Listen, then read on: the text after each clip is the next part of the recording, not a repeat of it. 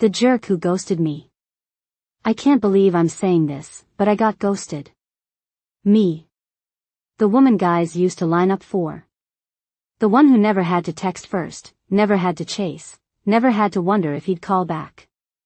And now, I'm sitting here, sipping cheap red wine and replaying every second of the last 6 months, trying to understand how a man like him ended up making me feel like the disposable one. The worst part? He's not even mean. He's polite. He smiles. He answers texts. But there's nothing behind it. No heat, no weight, no need. Just this cool, distant version of someone who used to be obsessed with me. Back in high school, he was nothing. Quiet. Awkward. That kid who always wore hoodies even in May and sat alone during lunch. He used to stare at me in that pathetic, worshipful way. Everyone noticed it. And, well, so did I. I mean, it's not my fault he was obsessed. It's not my fault I decided to give him 5 minutes of my time. What happened after that wasn't that serious. It was a joke, a prank, a stupid game we all played. But apparently, he never forgot. And now?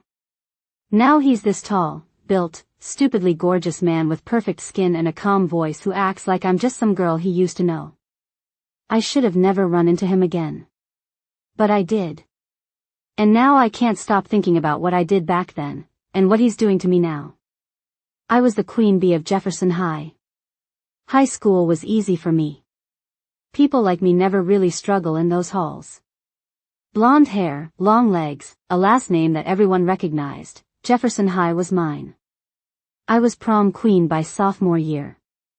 Homecoming royalty, cheer captain, the girl with the perfect fake laugh and a phone full of backup boyfriends. And he? He was background noise. No one knew his name unless he tutored them. I didn't even know we had a physics club until he won some regional award and they forced us to mention him in morning announcements. I can't even remember how it started. Maybe I was bored. Maybe someone dared me. Maybe I just wanted to see how far he'd go for a little attention. I smiled at him once in the hallway. He dropped his books. I asked him to help with homework I didn't need help with. He practically sprinted to my house. One day, I told the girls I was going to date the nerd just for a week. They laughed. They loved it. So I did. For 1 week, I made him think he had a chance. Held his hand in the hallway. Let him carry my bag. Even kissed him behind the gym when no one was watching. And then, at the Friday pep rally, I did what I had to do. I told him, loud enough for the crowd to hear, that it was all a joke. That I would never date someone like him. That he was just an experiment. The entire squad laughed. He stood there like a statue, red in the face, eyes glossy. I didn't think about it after that. Not really. He disappeared from school for a couple of days. Came back quieter, colder. I moved on to football captains and college apps. He faded out of memory. Until last year. Life moves on. College was everything I thought it would be. Freedom, attention, parties that started on Thursdays and lasted until someone threw up on a sorority couch. I joined Delta Chi because, obviously, where else would I go? The girls were gorgeous, mean, and magnetic. Just like me. We had theme parties, matching outfits, and rules for brunch photos. My life was a reel before reels even existed. I changed my hair, my major, my city, and my type. No more quiet boys. No more soft eyes. I wanted tall, rich, and cocky. And I got them. I went through boyfriends like outfits. Some lasted a semester. Some didn't make it past a football game. None of them meant anything. And honestly, that's how I liked it. Feelings were messy. Boys were fun until they got too serious. I had a future to build, public relations, a minor in fashion marketing, and a major in power dynamics. And I was good at it. I could flirt my way into internships and out of parking tickets. Professors adored me. Girls envied me. Guys followed me like hungry puppies. Life was good. I never thought about him. Not even once. He was just this blurry footnote in my high school highlight reel. One of many people I'd outgrown, like cheer practice or fake tans. I didn't even remember his last name until I saw it again, on a building. No, really. 10 years after graduation, I was walking through downtown, heels clicking, coffee in hand, pretending to be late to an imaginary meeting because I liked the drama. And there it was. A new tech firm, freshly opened, with giant glass windows and a sleek black sign that said, Novak and Grayson Solutions. The name hit me like a slap. Novak. As in, him? I googled. I shouldn't have, but I did. And there he was, on the website. Older.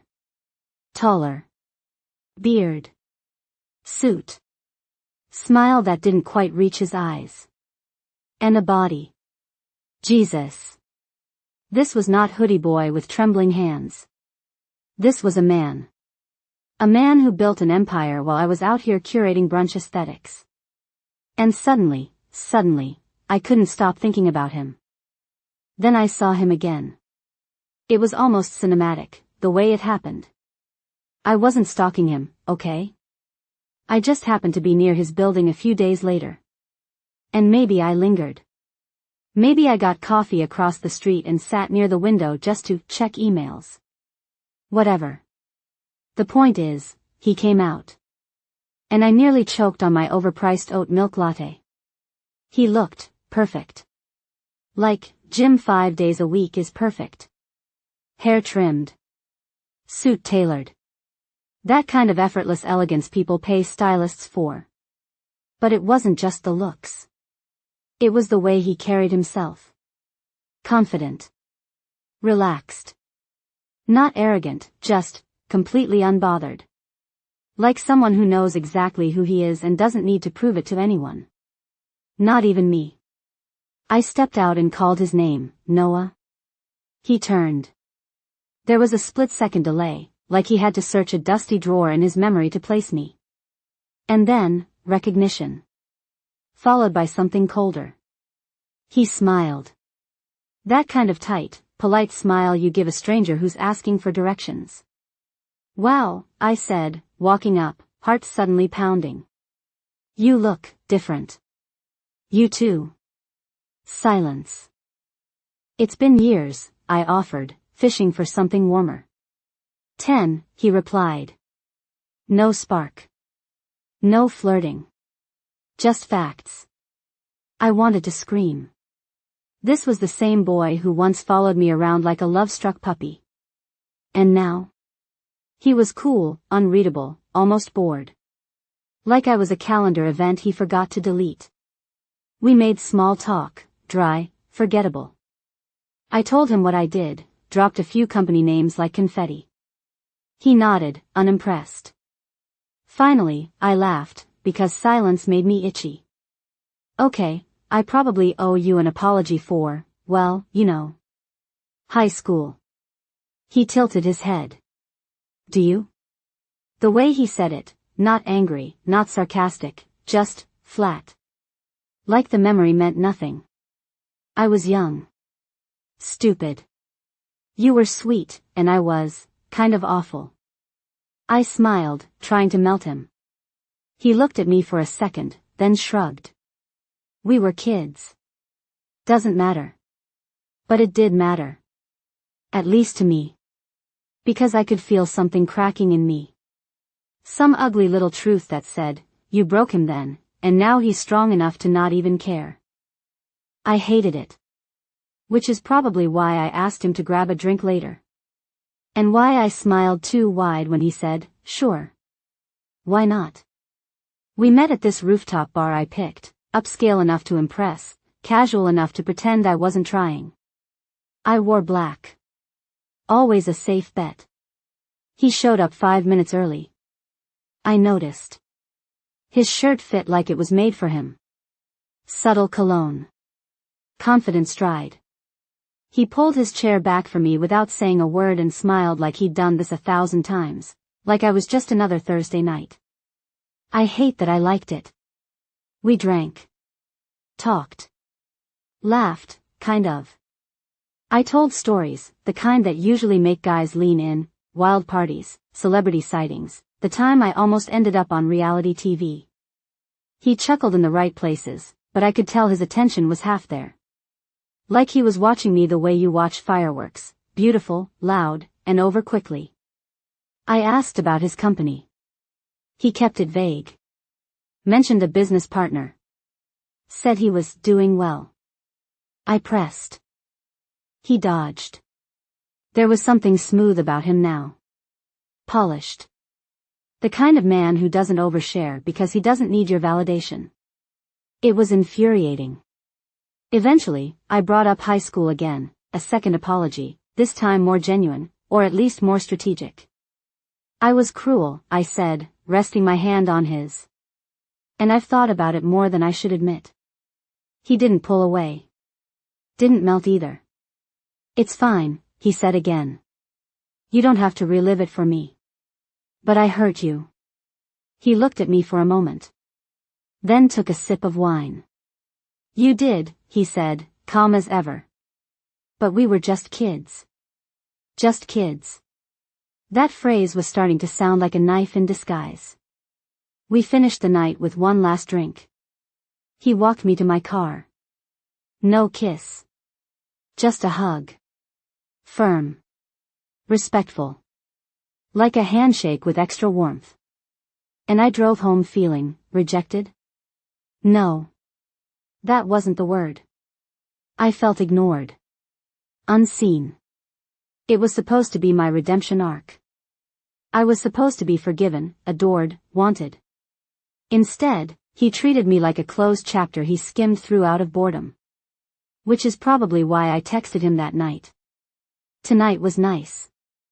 I missed this, whatever this is. He replied 10 minutes later. Yeah. It was good to catch up. That's it. No spark.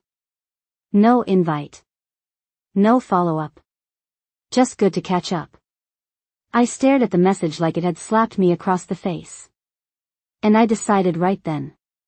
He was not going to get the last word. We started seeing each other regularly after that. Dinners. Drinks. Sometimes we'd just stay in and order takeout while watching movies he barely paid attention to. He was charming, attentive in all the right ways. He remembered how I liked my coffee. Held doors open. Touched the small of my back in public. It felt like something was building, like a slow burn romance that would eventually catch fire. But the fire never came. He never texted first. Never made plans. I had to initiate almost everything. If I didn't message him for a couple of days, he wouldn't message at all. And when I asked where this was going, he always gave that maddening shrug. We're just seeing where it takes us. I told myself it was fine. That he was just guarded, that maybe I had to earn his trust. After all, I had hurt him once. Maybe this was his way of protecting himself. And maybe, deep down, I liked the idea of being the one to break through. To melt the ice. To finish the story I'd started a decade ago. But something felt off. He never opened up. I knew nothing about his past relationships. He never brought up his parents, his friends, his dreams. And when I tried to dig a little deeper, he'd pivot, gracefully, smoothly, back to me. You always make everything sound like a movie, he'd say, smiling, eyes soft but distant. You tell stories like you're trying to convince yourself they were real. I should have seen it then. He wasn't with me. Not really.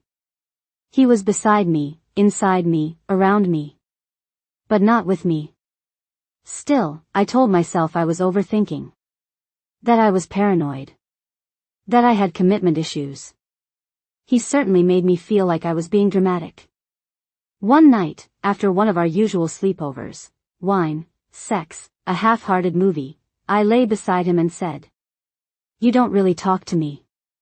He didn't even open his eyes. I'm tired, he said. We can talk in the morning. We never did. In the morning, he made eggs. Kissed my forehead. Told me to drive safe. No conversation. No intimacy. Just routines. It was starting to feel like he was building a cage around me with politeness. Like I was being gently smothered in courtesy. And I hated how much I wanted to break it open. I wasn't planning to go over that night. He hadn't texted all day, and I was feeling that familiar itch, the one that whispers, maybe he's with someone else. I told myself I was being stupid, that I wasn't that girl. But something in my chest wouldn't shut up. So I got in the car. No warning. No heads up. Just showed up like it was my right. I still had a key. He gave it to me casually one night, said, for convenience. Convenience. Right. The moment I stepped into the apartment, I knew. The lights were dim. A jacket that wasn't mine was draped over the armrest. A woman's voice came from the kitchen, soft laughter, clinking glass. It wasn't flirty. It was comfortable. Like this wasn't the first time. I walked down the hall like a ghost. The sound of my heels on his hardwood floor was the only real thing anchoring me. And there they were, in his kitchen. She was tall, brunette, older maybe. Smiling at him over 2 wine glasses. He was leaning on the counter, sleeves rolled up, that same smile he used to give me, the one that felt private. Sacred. He looked up. Saw me. And didn't flinch. What the hell is this? I snapped. She turned, startled. He didn't move. I could ask you the same, he said calmly. You didn't say you were coming over. Are you kidding me? My voice cracked. Who is she? He sighed, like I'd interrupted something mildly inconvenient. Can we not do this right now? So this is it? I shouted. You're sleeping with someone else now? After everything? She was already grabbing her purse, awkwardly trying to excuse herself. He didn't stop her. Just walked her to the door, whispered something I couldn't hear, then came back to me, eyes sharp, mouth tight. What exactly are you upset about? He asked. I blinked. My heart was in my throat. What do you mean? I thought we were. Were what? His tone wasn't angry. It was worse. It was surgical. Controlled. Exclusive, he asked. Committed? You never said you wanted that. You knew what I wanted. I screamed. You knew. He shook his head. Smiled, not kindly. You think wanting something entitles you to it? I stepped closer. My voice dropped. I trusted you. He looked me dead in the eyes. Did you? Pause. Because I didn't. I never did. Not really. I felt like I'd been slapped. Why would you say that? I whispered. He looked away. Then back. And what he said next is something I'll never forget, not because it was cruel, but because it was true. Because the girl I knew taught me that love is a setup. That kindness is weakness. That the moment you let someone in, they'll laugh in your face in front of a crowd. You didn't just hurt me. You trained me. And I spent years unlearning the damage you did. I'm still not there. He took a step back. So no, I didn't trust you. I never fully trusted any woman after you. And maybe that's on me. But if you're asking how I could do this? He gestured to the door where she'd left. Maybe ask yourself what kind of man you built. And just like that, I couldn't speak. I came to catch him. I left realizing I was the one who broke him first. I made this monster. It's ridiculous, honestly. He stood there, delivering his little monologue like he was some tragic antihero from a Netflix series. Like I'd torn his soul apart in high school and now he was just broken. Please. We were teenagers. Everyone was stupid back then. Everyone did things they weren't proud of. I just had the guts to admit it. I apologized. More than once. And not some half-assed, sorry if you were hurt either. I said the words. I meant them. I let him in. I showed up. I gave him a chance to be something real. And what did he do? He used it. Used my guilt. My effort. My feelings. He took everything I offered and turned it into a stage for his slow burn revenge. Like he was teaching me a lesson I didn't ask for. Like I owed him a broken heart just to even the score. You want to know what's funny? He says I made him this way. That my cruelty trained him. But if a few teenage insults could turn him into a cold, emotionally distant shell, then what does that say about him? That he was never built to handle real life. That deep down, he was always fragile. That maybe he wanted an excuse to stop feeling. And I gave it to him. He should be thanking me. Because now he's successful. Respected. Untouchable. And people like that don't get built out of hugs and hand-holding. They get forged in fire. Maybe I was the fire. Maybe I still am. So no, I don't regret what I did. Not really. I just regret giving him the chance to flip the narrative. To make me the villain in a story where I was just surviving. Let him sit in his penthouse with his polished lies and wounded pride. Let him pretend he's above me now. But deep down, he'll always remember what it felt like to be seen by me. To be chosen, even if just for a moment. And that's more than most people ever get. He doesn't hate me. He just doesn't care. I used to think the opposite of love was hate. It's not. It's silence. It's indifference. It's the way he looked at me last time I saw him, like I was a stranger holding a memory he no longer cared to revisit. No anger. No bitterness. Just, nothing. That's what gutted me the most. Because if he hated me, that would mean I still mattered. That I still had weight, gravity, the power to move something in him.